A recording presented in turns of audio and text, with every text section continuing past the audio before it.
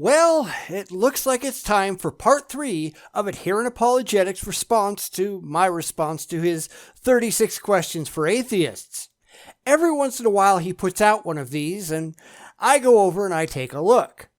So far, I'd argue he isn't doing well.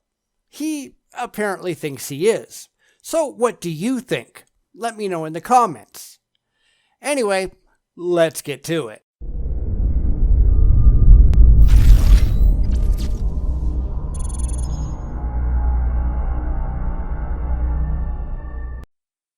I'll be honest, I kinda thought he'd give up by now, but since it's become clear that Adherent Apologetics isn't even paying attention to my responses, I guess I'll just keep pointing out his errors. It isn't like he's likely to ever address anything anyone has to say. It gets in the way of his faith. So here goes another couple of questions, and why his responses really don't make any sense. I guess that's what happens when you spend your time with your nose stuffed in a book of mythology and you never learn anything from history. So, here we go again.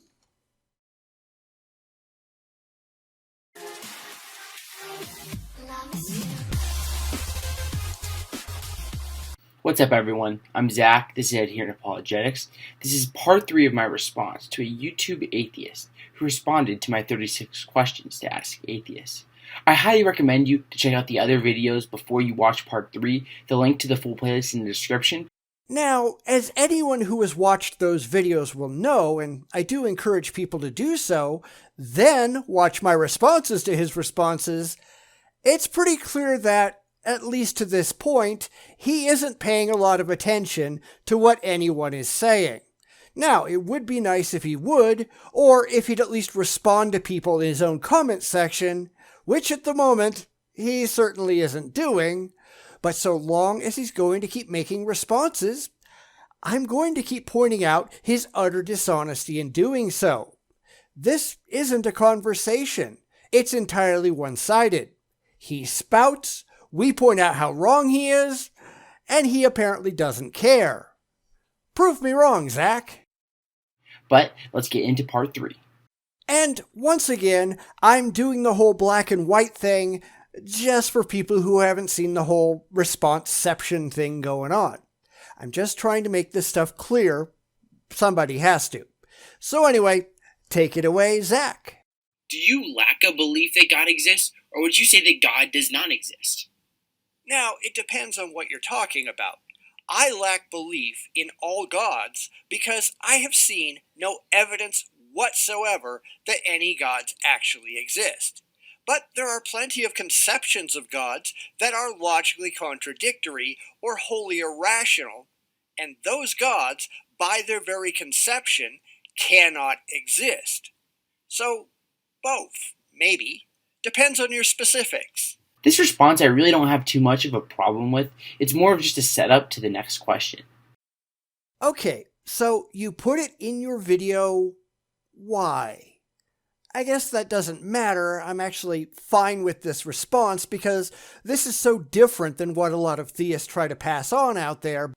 So, full credit there, Zack. But there are a lot of theists out there who pretend that logic and reason can't enter into it. If you reject their made-up concept of their God, then you're somehow evil or whatever.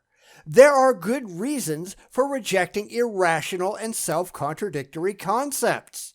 That doesn't mean that I reject all gods of all kinds out of hand, just the ones that make absolutely no sense. Most atheists, like him, lack a belief in deities, regardless of whether they are monotheistic or polytheistic. Not in the sense that we're talking about. All of them are indefensible beliefs in unprovable gods presented with no evidence or even with claims that evidence is simply impossible. It really doesn't matter if you have one indefensible god or a billion. They're still indefensible beliefs. We're still asking for objectively verifiable evidence, and theists are still not providing any. Please do better. I think one common mistake that atheists often make is that they group together the polytheistic deities that you see in religions like Hinduism with the monotheistic belief of the Christians and Jews and Muslims. There is a huge difference between polytheism and monotheism. Really? Prove it! Because you're making this arbitrary differentiation between monotheism and polytheism, but you can't point out any specific reason for doing so. It doesn't matter if you believe in one god, or 10 gods, or 1,000,000,000 gods. The fact remains that no god of any kind has ever been objectively proven to be real. It's not that hard. But please, go ahead and continue. So let's keep it rolling. Do you just lack a belief that Zeus exists, or do you believe that Zeus does not exist? Zeus is every bit as possible, theoretically, as your god. Again, depending on concept. Now, if you insist that Zeus is a real, physical entity that sits atop Mount Olympus, then no, that Zeus isn't real because we can test for it and prove it isn't there. But you can very easily redefine Zeus to be an intangible, invisible, undetectable deity, just like the Christians did with their God. Remember, God used to be visible and walked with Adam and Eve in the Garden of Eden. Then, people realized just how silly that was, and their definition of God changed. If you want to redefine Zeus into something akin to the Christian deity, then I simply lack belief in that formulation. I agree with him that Zeus is theoretically just as possible as any other polytheistic deity. And I also agree with him that the Zeus we see in Greek mythology is not real. My issues with his response begin with his claims about how the Christians changed their view of God. He claims that Christians branded their God as invisible, intangible, and undetectable. Have you actually read the Bible? Because if you look at the Old Testament, God was a vengeful, cruel, mass-murdering psychopath. It's hard to look at a God that murdered almost everyone on the planet out of jealousy and think otherwise. We also saw that God performed very clear miracles. God openly talked to his people, etc. There was no question that, if any of it actually happened, that would have proven that the God of the Bible was actually real. And if you look at the other competing religions of the day, that was pretty much how their gods behaved too. Their gods were vengeful. Their gods were jealous. Their gods had all of the human emotional characteristics that the early Hebrews assigned to their own deity. All of those stories were about the same things, and all of those gods acted in the same way. Then, as time went on, the concept of God changed. God no longer walked with man, no longer did visible miracles. God went from being a constant companion to man to being an invisible spirit that you just had to believe in. It isn't that hard to understand, but I'll let you go on, and I'll continue this in a minute. God is not made of physical matter because he created physical matter. If God was just a material being, then he wouldn't be anywhere near the monotheistic, all-powerful being that Christians believe in. And there he goes, just rationalizing things. He simply doesn't understand the history behind his beliefs. He assumes they sprung fully formed like Minerva from the brain of Jupiter. And that's not how any of this actually happened. It's really shocking to look at just how clueless the religious tend to be. We can go back to the early Hebrew beliefs of a flat earth. We know that's what they believed. There's no question about that whatsoever. But today, you've got Christians going, well, that's never been the case. That's a lie. No, it just can't possibly be true. Yes, it is. The bald ignorance of these people is just amazing. Also, God is tangible and can be reached. If you want to find God, ask with an honest heart. Get on your knees and say, God, if you're real, show me. And you will find him. Funny. Tons and tons and tons of atheists have done exactly that, and surprise, surprise, nothing happened. Now, of course, the religious simply pretend that if you don't get the answers that they expect, then you had to be doing something wrong. It can't be that their beliefs are just nonsense. It has to be something that you're doing or not doing right. But you can take this same test and apply it to anything. I absolutely guarantee that if you get down on your knees and sincerely ask for the invisible, intangible, universe-creating pixies to reveal themselves to you, they will. And if they don't, it's your fault. Fill in the blank with anything. It doesn't matter. This is just a ridiculous proposition. God is also detectable, as there are plenty of good reasons to believe in God. No, that's wrong, because you just said God is detectable. Okay, how do we detect him? Please give us the methodology for detecting God, because by definition, detection is objective. And then he leaps from his false claim about God being detectable to typical theist nonsense about, well, there are reasons for believing. Yeah, but they're not objective reasons, and every single one of them fall apart under even the most cursory of rational evaluation. We've proven that around here time and time again. We proved that a couple of videos ago with his absurd Kalam garbage. He clearly doesn't have a clue what he's even talking about, and certainly he isn't paying any attention as his faith is getting utterly shredded. He's not interested in reality. He's only making videos for his followers, and he's assuming that they're too dumb to pay attention. Now, he is right that God walked with man in the garden with Adam and Eve, but Christians don't believe that God stopped walking with man there. They just assume that it stopped being a physical act and started being a spiritual one. You know, they changed their conception of God. God doesn't show up in the flesh anymore. Flesh in quotes, of course. He just puts things on toast and relies on people's feelings and indemonstrable emotional state. Now, if it just feels like God is there, well, that's all you need. Except that's stupid. In fact, all throughout the Bible, we see God interacting with humans. We see God speaking directly to Moses through the burning bush, to Isaiah as he enters the throne room of God.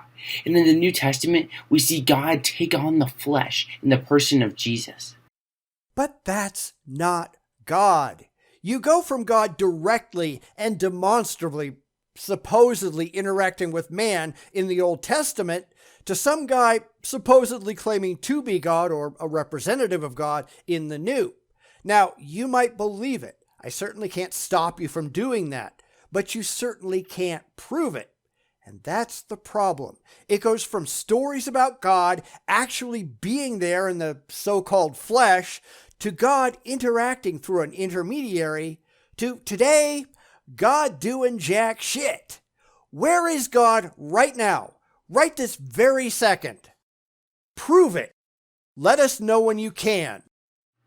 You can doubt whether or not God exists, but there is no reduction to the power and presence of God as the Bible progresses. Then you simply haven't read the book, because you've gone from God creating the universe, supposedly, from creating a worldwide flood, to what does God do today? Find your car keys? Unsubstantiated claims of minor magical tricks? What is God doing today? Where are the pillars of fire? Where are the faithful parting oceans? Heck, where are the faithful living thousands of years?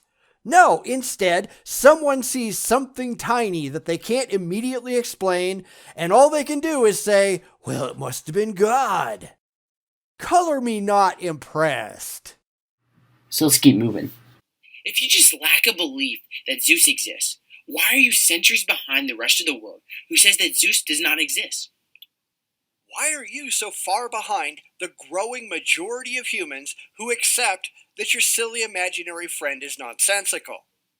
Seriously, and this is very commonplace, but this guy is asking questions, then he's trying to shame people into answering the way that he wants his questions answered. But theists, by and large, are dishonest or ignorant, and I have no idea which in this case.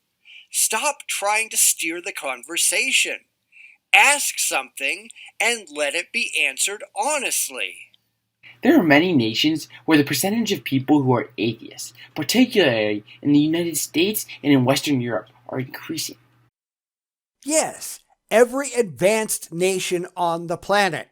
Atheism is the fastest growing pseudo-religious demographic out there. Christianity is going out of business.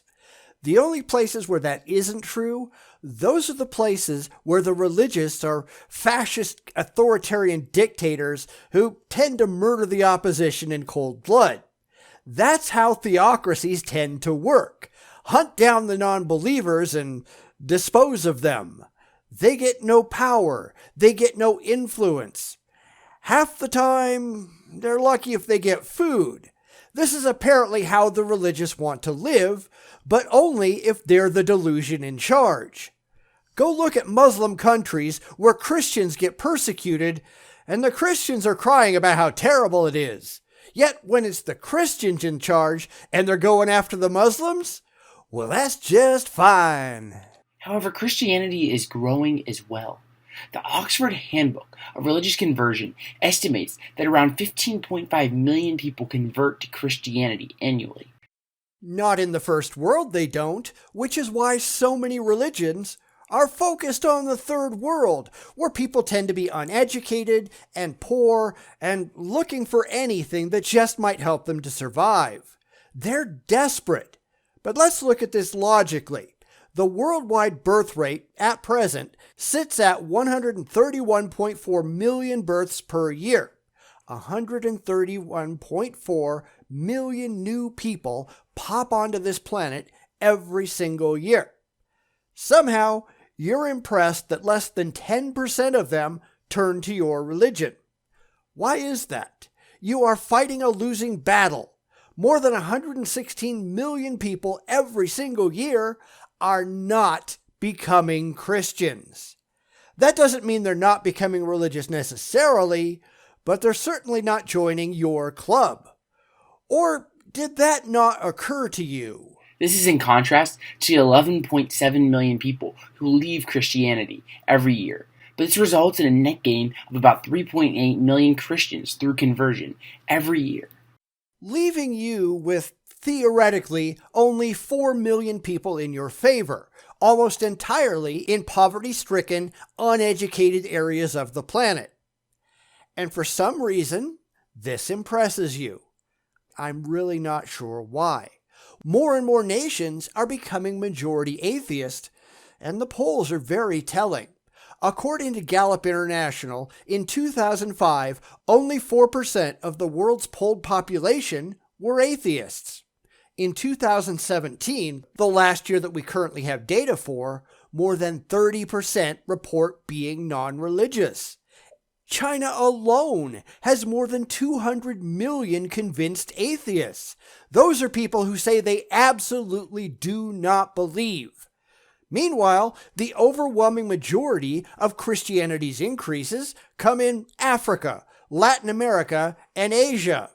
Everywhere else, they're hemorrhaging members. Is that impressive? I don't know, you tell me. In addition, the Christian population is expected to grow by about 34% from 2015 to 2060, which is a faster growth rate than the 32% population growth of the world. Seriously? You do know that we're expected to rise from 7.6 billion people today to 10.2 billion in 2060, right? Right now, on the planet, there are an estimated 2.18 billion Christians in the world.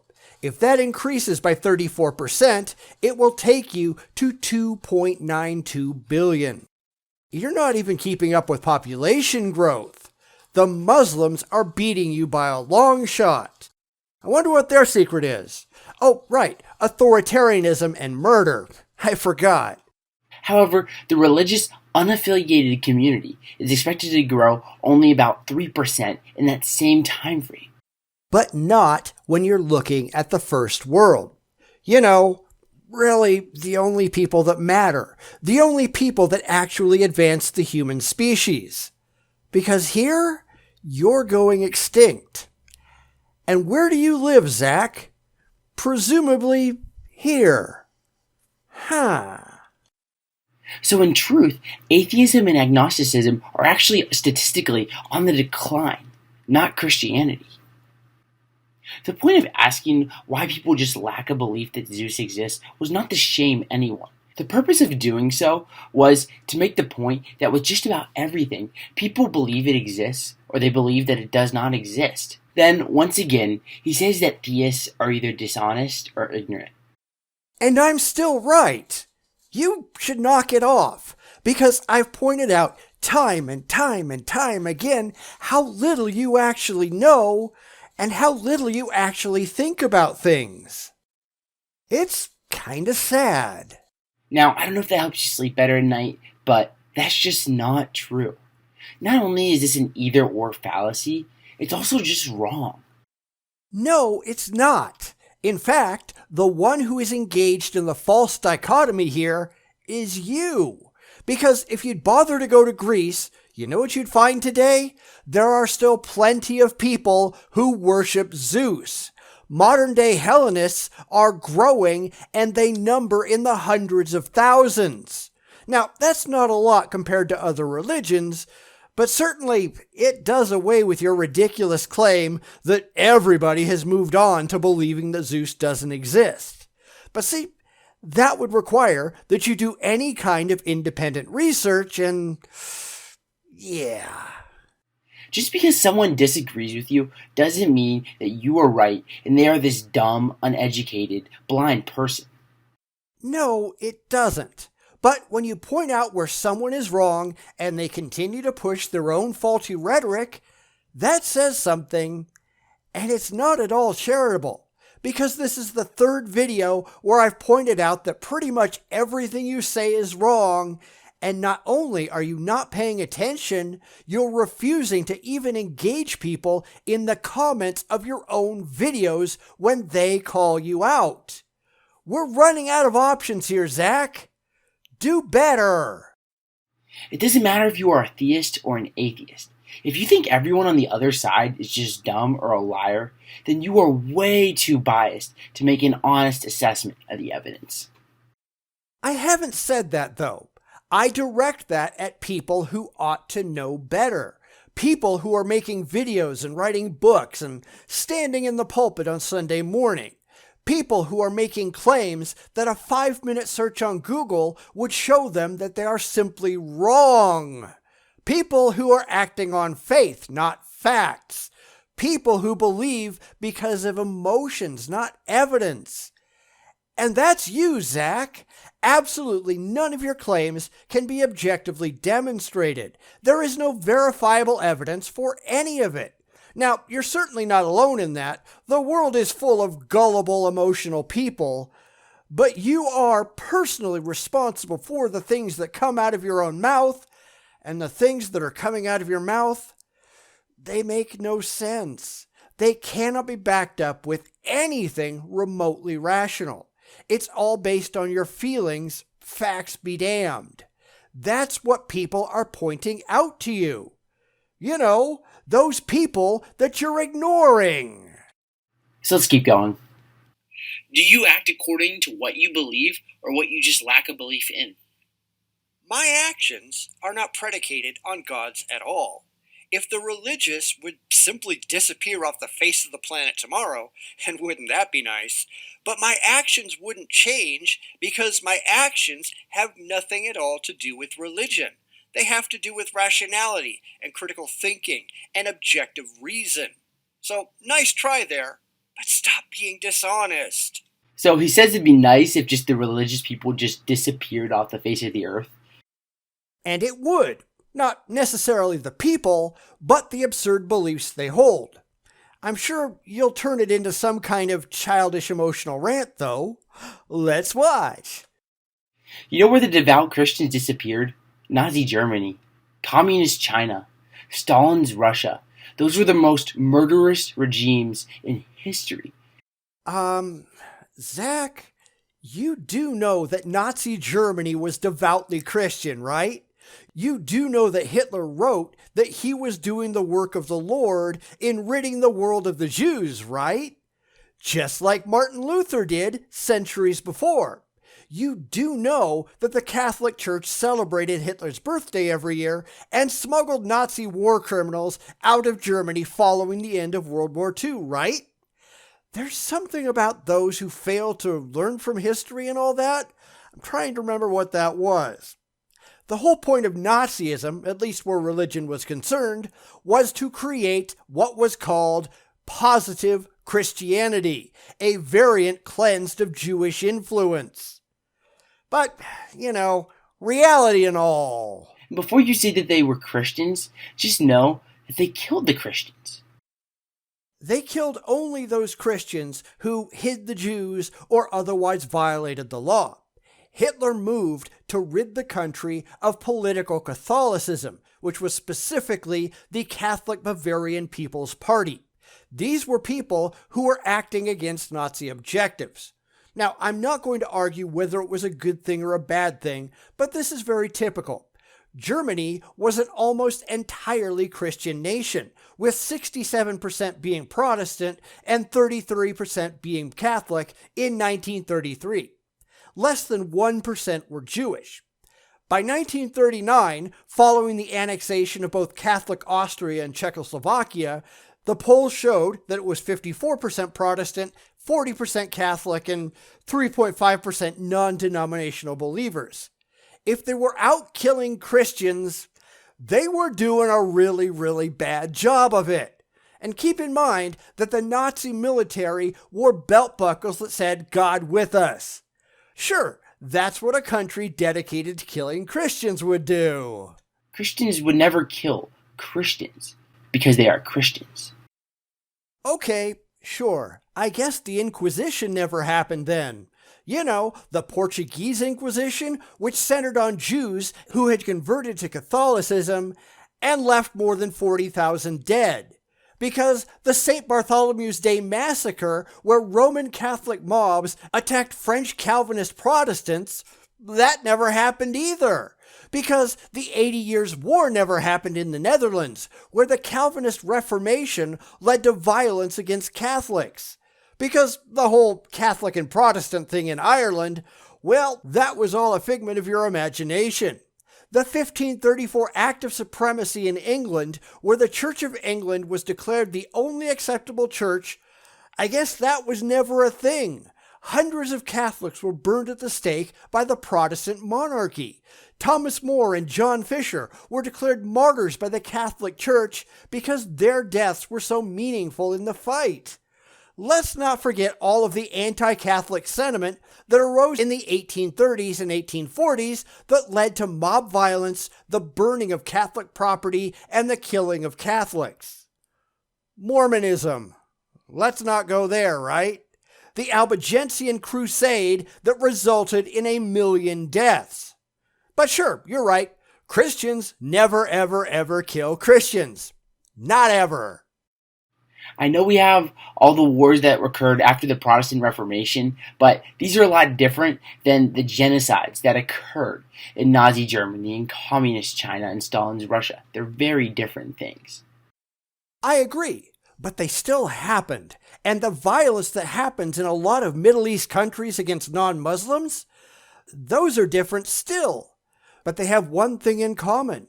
They all wind up with a lot of dead people based on religious bigotry, don't they? And they're still going on today. Go look up the modern-day Central African Republic. You've got Christian vigilantes running around with machetes, murdering Muslims by the hundreds. And in other areas of Africa, the situation is reversed, with Muslims murdering Christians. This crap happens all the time. Also, in response, he says that all of his actions are based off of critical thinking. One of the top rules of critical thinking is to not just call everyone who disagrees with you dishonest. I'm not. Only those who actually ought to know better, who have been corrected and still continue to spout the same demonstrably false rhetoric, and those who really have no excuse for not knowing that they're wrong. That's why I said ignorant or dishonest. You either don't know better and need an education, or you do know better or reasonably ought to, and you're just lying about it. Which one are you, Zack? But he does this all the time with theists. Where's the critical thinking there? So thanks for listening, guys. This is part 3 of the response. There'll be more parts to come. I'm Zack. This is Adherent Apologetics, and I will see you next time. This is just not getting any better. I keep explaining where he's going off the rails, and he keeps going farther. It's like, really? Hold my beer. It's really kind of sad. But to be honest, Zack here isn't any different than any other apologist I look at. They've all got an emotional attachment to their beliefs, and that means they've got to be right, facts be damned. You point out to them where they're factually wrong, and yeah, the facts are inconvenient. When you absolutely refuse to engage with your critics, as Zack here does, what are we supposed to think?